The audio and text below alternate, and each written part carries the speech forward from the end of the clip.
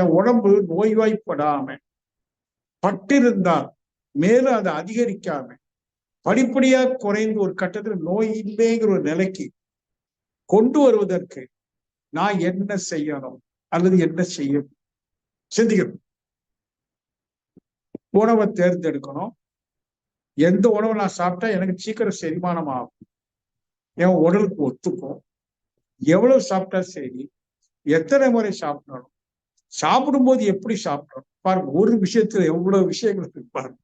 ஒரு நாளைக்கு எவ்வளவு சாப்பிடணும், கடைபிடிக்கிறோமா, அளவு முறையாது இல்லை. அப்ப உணவு ரொம்ப முக்கியம். உடல் பாதுகாப்பு, அப்புறம் உழைப்பு. அப்ப இதெல்லாம் சிஸ்டமா நான் செய்யறேன்னா, காலையில் சீக்கிரம் வாங்கி உடற்பயிற்சி செய்யறேனா, நடக்க போறேன்னா, என் உணவு எப்படி இருக்கு, ஒரு உணவுக்கும் இன்னொரு உணவுக்கு இடையில எவ்வளவு நேரம் ஒதுக்கணும், ஒரு விஷயங்களை தெரிஞ்சுட்டு உடலை பாதுகாக்கலாம். அடுத்த கருவி என் மனசு. என் மனதை ஏன் கண்ட்ரோல் வச்சிருக்கிறேன்னா, அது மனம் என்ன கண்ட்ரோல் பண்ணுதான். ஆளுமையில நான் என் மனசை ஆளணும். என் மனம் சொல்லுபடி நான் செய்யக்கூடாது. மனம் போன போக்கெல்லாம் போக வேண்டாம். நான் என்ன சொல்றேன்னு அதான் என் மனம் உபயோகப்படும். இதான் ஆளுமை. இந்த ரெண்டையும் பண்றது உடல் ஆரோக்கியமாக, மனதை அமைதியாக என்னுடைய கண்ட்ரோல் கொண்டு வர்றதுக்கு என் அறிவு தெளிவா இருக்கும்.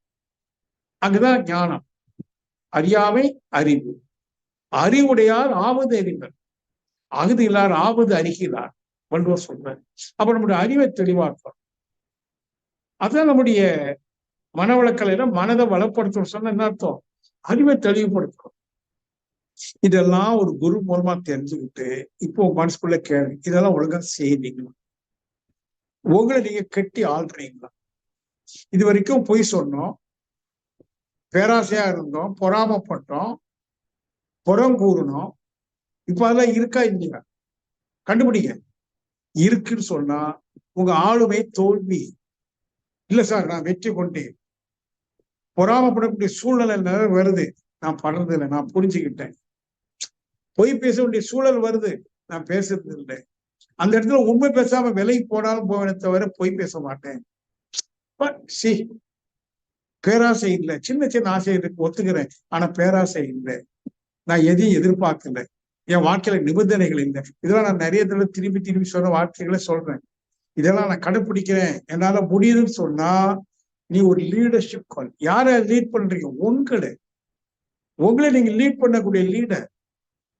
உங்களை மட்டும் சரியா உங்களால லீட் பண்ண முடியுமானால் நீங்க நாட்டுக்கு தலைவனாக முடியும். அந்த தகுதி உங்கள்கிட்ட இருக்கு. கொஞ்சம் சிந்திக்கிறது.